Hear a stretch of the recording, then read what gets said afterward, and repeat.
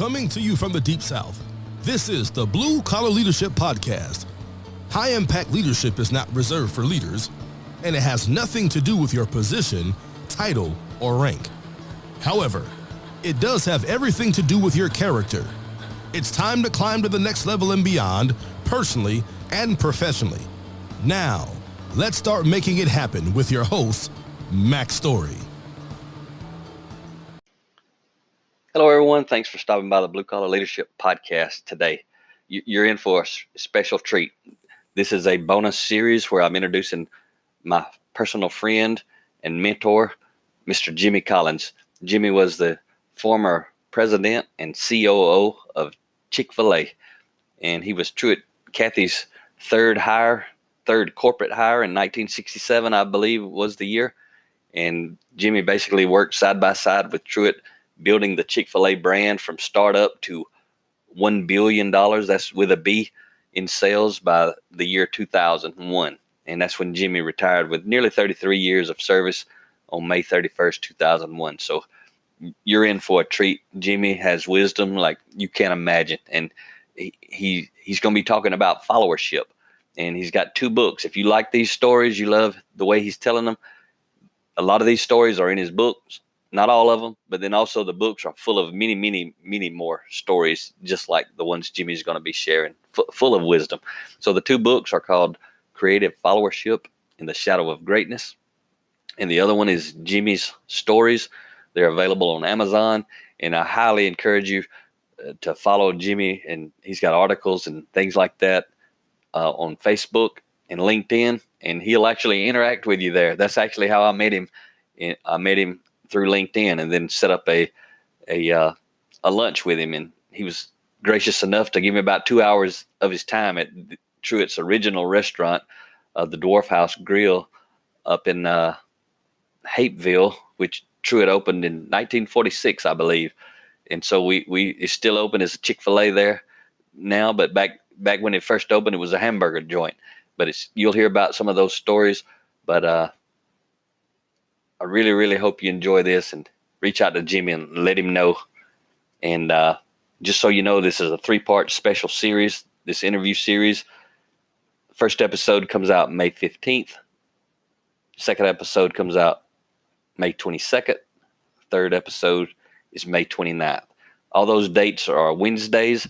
And if you're a regular listener to the Blue Collar Leadership Podcast, you know that I'm in the middle of my own Blue Collar Leadership and Supervision, Unleash Your Team's Potential 30-part series on my book by that same title.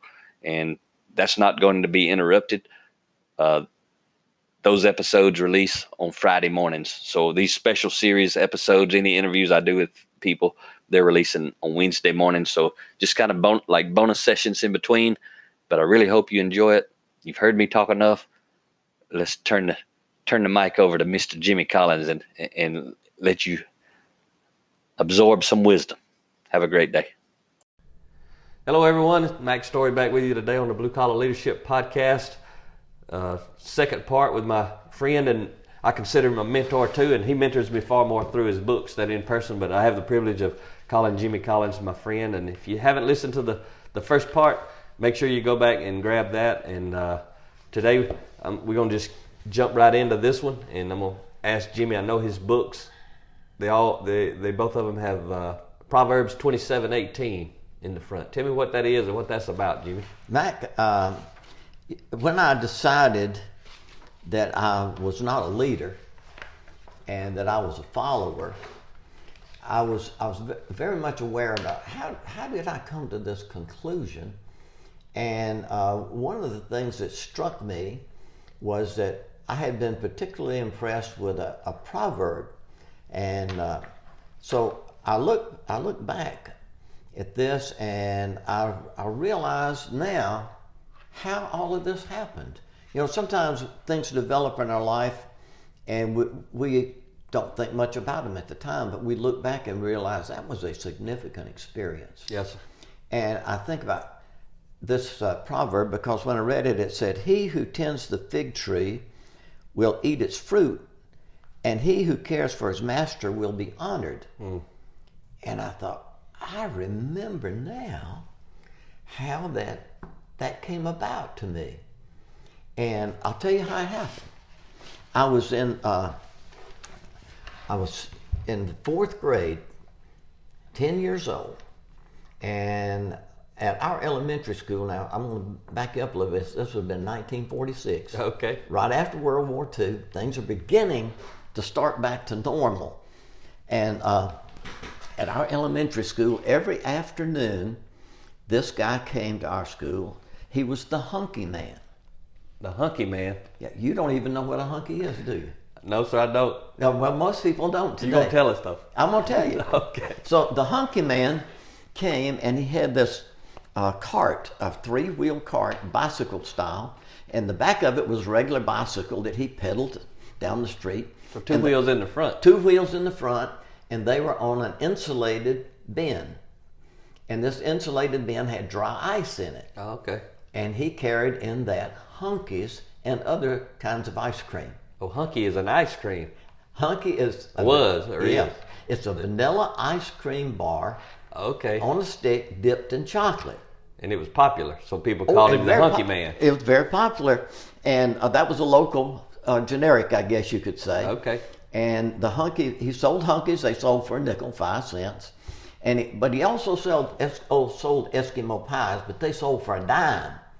And the only difference I could see was the foil wrapper on the Eskimo pie. So I figured only rich kids buy the Eskimo pies. Double the price. Yeah, double the price. You get 2 of the other ones too. But he had hunkies and popsicles and little cups of ice cream, you know, that sort of thing. He came there every afternoon after school. So when the kids were getting out, they would go by and get a hunky for a nickel. Yes. Well, I went out there, and I was out there one day, and I just hang around where he was there and talk to people and that sort of thing. And he started fussing at us kids. He said, "You kids, you got to pick up this trash out here." He said, "The principal said, if this trash keeps being left out here every day, I can't come anymore." I got to thinking about that, Mac. I thought, Mr. Purcell said that. I believe it, because if he said it, I know it's going to happen. So I thought, you know, I sure would miss the hunky man. I didn't always have a nickel. I came from a low-income family. Yeah, you shared that with us on but that last when I did episode. have a nickel, I wanted to be able to buy a hunky. You needed that ice cream, didn't you? Yeah. So it struck me at that time, Jimmy, you can do something about this. So, Mac, I went out there and I began to pick up the wrappers and the sticks and all them, and I put them in the trash bin on the hunky man's cart. When all the other kids are gone, just me and the hunky man, he looked at me and said, "Come here, kid." And I went over and he opened the lid to that compartment there, and he said, "Have a hunky, free." Wow, I have discovered something here. Think about this. Hey, what was that in that proverb? Let me look at that again. He who tends the hunky man's cart will eat hunkies. Right? That's where you learned that. Yeah. And then, now that's not the end of the story. Well, you know, I'm a kind of a slow learner. I've learned that over the years. It takes me 2 or 3 times sometimes to get the message. And I'm a slow learner, but there at Central Park Elementary School, we had some kids that were fast learners. They caught on quickly. And they saw what I was doing and how I was being rewarded. And they wanted to get in on the game. So they began to pick up wrappers and sticks. But the hunky man said, "No, Jimmy's my man." Because you were the first to help. And another thing struck me about that proverb, Mac. He who takes care of the hunky man will get the exclusive deal, get the franchise. And I realized, you know, that's how I'm going to get ahead in life. I never worked for anybody who had fig trees, but I worked for people who had restaurants, and I worked in grocery stores where they had groceries. Yes. And I figured that out. When I first got my real job, I was 12 years old. And I was delivering groceries at a neighborhood grocery store on a bicycle. It's one of those bicycles with a big basket in front and a little wheel and a great big wheel in the back. And we called them cycle trucks in those days. And this would have been about 1948. Had two wheels. It had two wheels, okay. yeah, it had two wheels. But Mr. Brown hired me to work in his grocery store. I was excited to get that job. I'd cut lawns and rake leaves and that kind of stuff to make a little money, but I never had a job with a regular hourly rate and regular times and hours. So I was excited. It's your first regular real job. It was a real job where you could depend on it as yes. long as you showed up. Uh-huh. Okay. And so, I ask kids this, and I ask adults this too. Why'd your boss hire you? Do you know most people don't know why they were hired? They come up with some of the weirdest answers you can imagine. And I tell them this. I discovered why Mr. Brown hired me. He hired me to do the things he did not like to do. He didn't like to sweep the floors, carry out the trash, or wash the windows. He especially did not like delivering groceries on that bicycle. And you say, he had his car. He didn't have a car. It was 1948. He was a veteran. He'd taken all the money he could scrape together to buy that little grocery store. So if any groceries got delivered, and we had a lot of people that liked to have their groceries delivered, they had to be delivered on the bicycle. And I thought, if I keep doing these things Mr. Brown doesn't like to do, he's going to keep me. He's going to pay me. And if I do a really good job, he might even increase my pay. Mac, I applied that to every job I had afterwards. When I went to work for Truett Cathy, you asked me earlier about my role. I just did what Truett didn't like to do. That made you popular in Truett's mind, right? I'm going to tell you how popular. Increased your influence tremendous. Yes. When people would come to visit Truett in the early days at Chick-fil-A, he would introduce me there in the office and say, "This is Jimmy Collins." They didn't know who I was. And they would say, "Jimmy, what do you do here?" And I would say, "I just do whatever Truett doesn't like to do." And you were happy with that because you knew the power that had for you. But you know what Truett would say when I said that? He would say, "And I don't like to do very much." Mac, that meant you did a lot. And that was really a compliment. It was. We played that out over the years. I can't tell you hundreds of times. All the way. All the way to you retired, probably. And I introduced him several times when he would make a speech, and I always said that. I said, people say, "What do you do at Chick-fil-A?" And I say, "I just do whatever Truett doesn't like to do." He'd get up, and the first thing he'd say is, "And I don't like to do very much." And everybody loved it. But that's not the but it was truth. It is the truth, but that's not the secret. And here's what people miss. The way you make yourself more valuable is you've got to add value. And one of the easiest ways to add value is to give the boss more times to do the things he or she can only do, or she can do better, and take care of those things they don't do as well or that they don't like to do. Yeah, provide an opportunity for them to avoid the things they don't like to do. And I tell you do that, and they won't ever let you go. And what happens to your influence? Your influence increases, your pay increases. Everything gets better. Life gets better. But it's so simple. And it all started with me with that little proverb. That's a powerful principle in that proverb. Absolutely. 2 of them. It's actually that's why it's in the front of your books. It's kind of the foundational principle for everything that's in your books. It is. Because it's the purpose. Mm-hmm. That's pretty powerful. Those are good stories too. So tell me about, you were talking about Truett again, and I don't know how to ask the question, but you'll probably understand the story I'm talking about. And I think it's when you decided to go to work for Truett. There's a little bit of story behind that, but when you went in, you had something, a drawing in a rubber band or something. I don't want to spoil it, but you know what I'm talking about. Yes. That's an awesome story. Well, I want to tell you, I had been working for different bosses, and I just did not like my bosses. And this was before you started working before with I Truett. worked for Truett. Yep. And I had worked for 2 different guys, and it just didn't work out. I've had some good bosses, and I've had some bad bosses. We all get good ones and bad ones as we advance through our careers. But I got to thinking about it one day. I thought, why can't I decide on a good boss? And I decided what I need to do is sit down and write me out a criteria, because all the time I'm thinking about it, finally I had a third bad boss in a row. Now 3 bad bosses in a row, that told me something, Mac. What did it say? Jimmy, you don't know how to pick a good boss. That's absolutely that's true. that's what it came down to. And so I sat down and I wrote out the 4 most important things on selecting a boss.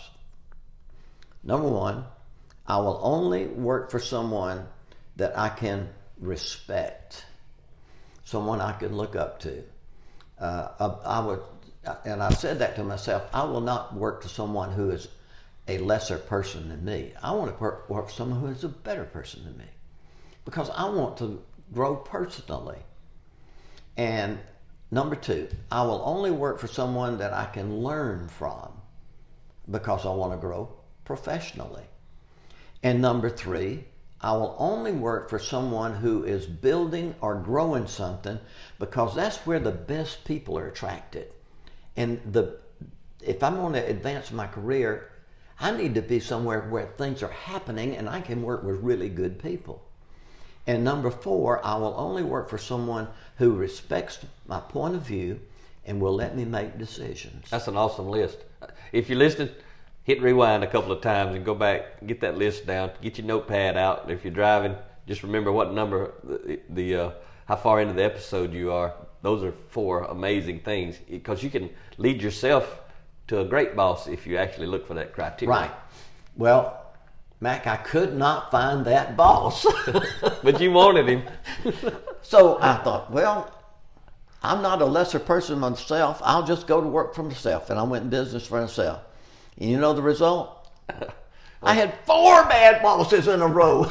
The other 3 and then yourself. Then myself. You didn't like working for you either. No, I didn't turn out to be a very good boss, because I couldn't do number 3. I couldn't make my business grow. I could not make my business grow. You was missing a component. Yeah.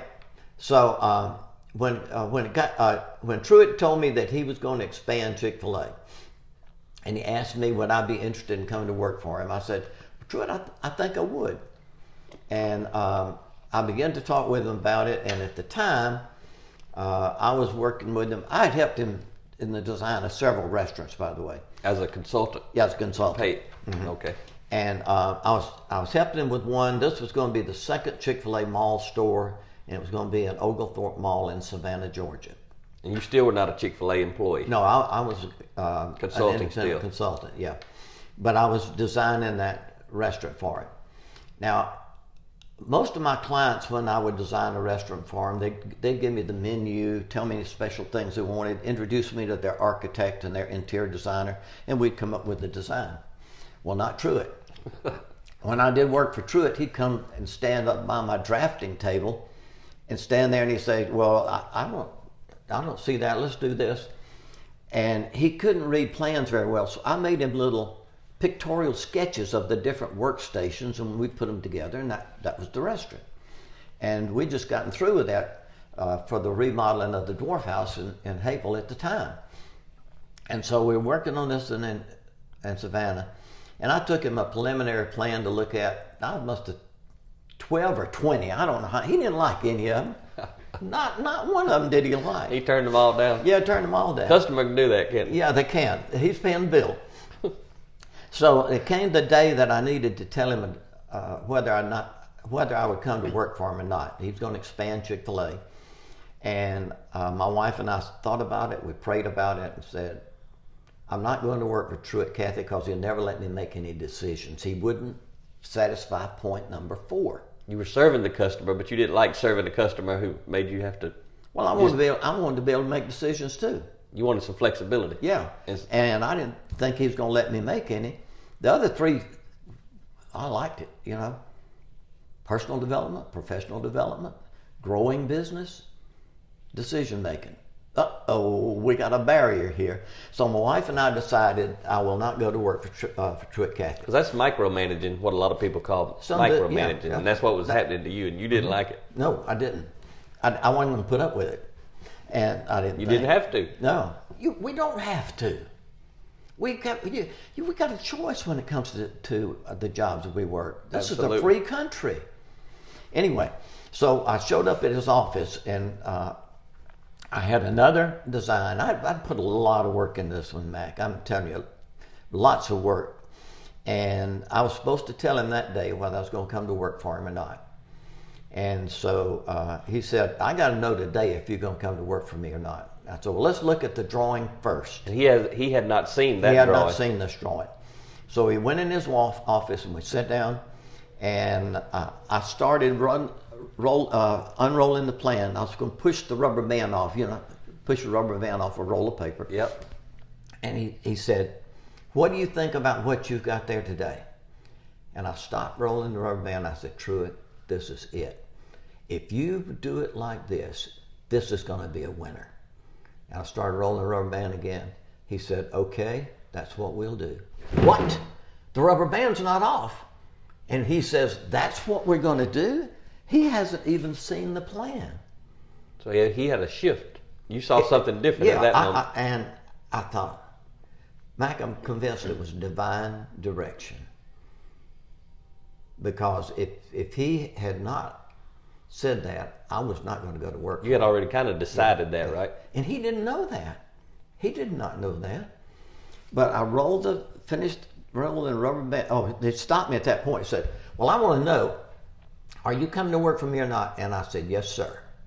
Because he had said, okay, go with that. Because he said, go with it. Mac, I unrolled the drawings. He did not make a single change. And we used that same basic design for years. That's awesome. That's an awesome story. So we had never talked about this question I'm about to ask you. I've read that story in the book, and I've heard you tell this story, and that's an amazing story. But do you when you look back on it, do you think, because that was a big change from him being micromanaging to hands off, like instantly, basically.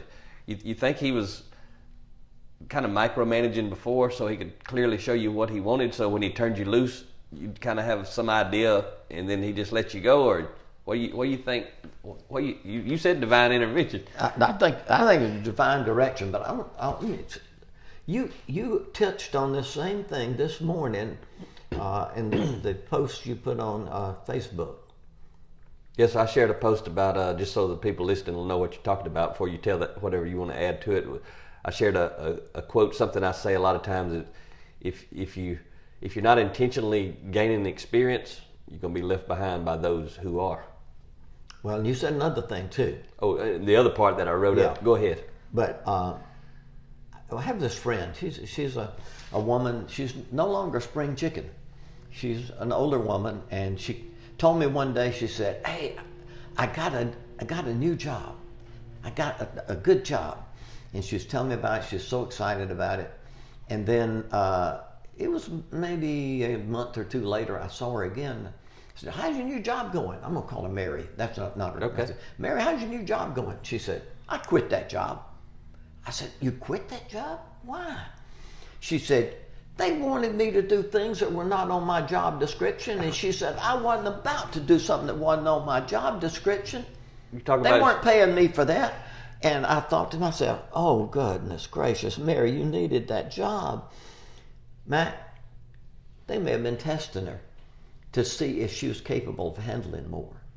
Or they may want to see how well can she handle this additional responsibility before we promote her. Absolutely. But she blew it. And that's the very thing that you added in that blog post, Facebook post this morning. I added some extra to the quote. I remember now what you're talking about. But I like the way you put it. You said sometimes you get paid. Sometimes you're paid with money, but sometimes you're paid with experience. That's very, very valuable. It's invaluable. Because you can sell that. You can't put a monetary price on it. You can't, because you can sell that experience over and over. The thing about it is, when you sell that experience, you still got it. You get to keep it. Yeah, that's pretty cool, isn't it? It is. And I live that principle too, without ever reading any books. I just kind of got it right throughout my career. And in my little book for the frontline entry level people, Blue Collar Leadership, that leading from the front lines, I talk about in there how I was promoted 14 times in 20 years. And it was because I didn't know it and understand it, but I would do whatever they asked me to do. And I didn't worry about the pay, because I knew if I get the experience, one day I can get the pay. Maybe in this company, maybe not. Yeah. But I'm going to have the experience. And that's what I valued. Somehow I figured that out just going through life. And so that's a very important piece. And you got tons of that. That's what creative followership is about. It is. It's going for the experience and not the dollar. Right. And the thing about this is, the thing that's so important about this is you can't lose. You know, if you take on more responsibility and you learn, if you don't get paid, you're not losing anything. You got the value. Yeah. And as you said just a minute ago, you can always take it somewhere else and use it. Yes, sir. And I can tell you from my experience, and I'm sure you can validate it. We got a couple more minutes here. I just want to add to our conversation. When I would do that throughout my career in manufacturing, I remember one time I was running a CNC computerized control lathe, mill, drill, that type of equipment. And all I was paid to do was put a part in there and push the button. But what I actually did was every day I would learn about the programming, and I'd ask lots of questions of the programmers, and I'd suggest improvements. And when they would come out and make an improvement, they had to do a printout and bring it out and mark it up with a pen. And when they were doing that, I'm over their shoulder and I'm asking questions. So I was learning to program when that wasn't my job. Mm-hmm. But then when a programmer's job came open, and it didn't come open very much, and a lot of people wanted that job. And when it came open, I got the job. People had a lot more years of experience and that sort of stuff, but I actually already knew how to program because I was learning to program when that was not my job. Mm-hmm. But I got paid later. That's one of those examples. Yeah. And I didn't ask for a raise, but I got a raise. And I also got a lot of people mad at me because I got the job and they didn't. So like you did in yesterday's episode, we got basically a minute here. Anything you want to wrap this little episode up in a final thought? Well, we have lots of choices. And the way we exercise our choices determines who we're going to be. And it determines what we're going to do. And it determines the result that we're going to get. So we got to be thinking about where do I want to go when we're making those choices, because you can't make the choice based on what's good for the next 5 minutes. You got to look ahead and see how far out you want that choice to apply. The big picture. Right. And it really troubles me to see people make a instantaneous decision that can be disastrous in their life. Yes, sir. It's bad. Well, and the possibility is to make it good. That's what we want to focus on. Focus on the good stuff. We just want to make life better. Yeah, not the marginal stuff. Focus on the good stuff. That is good stuff, Jimmy. So we're going to wrap up today's episode with that, and thank you again for sharing these stories. I can't wait for the people who follow Blue Collar Leadership to hear these stories. I hope they get excited as I do, and they go buy a bunch of these books, and especially right now when this is first coming out, this episode is releasing. I mean, people are graduating high school, college. This is a perfect gift. It's a gift that'll give their entire life if they go do this. So thank you very much again for participating. And for my Blue Collar Leadership audience, talk to you next time. Make it happen or someone else will. It might as well be you. Are you serious about taking your career and your life to the next level and beyond? Check out Mac Story's Blue Collar Leadership series books and others, now available on audio, along with paperback and ebooks at Amazon, iTunes, and Audible. Please visit bluecollarleadership.com to learn about Mac's books, programs, special offers, certifications, and more. Thank you for listening to the Blue Collar Leadership Podcast.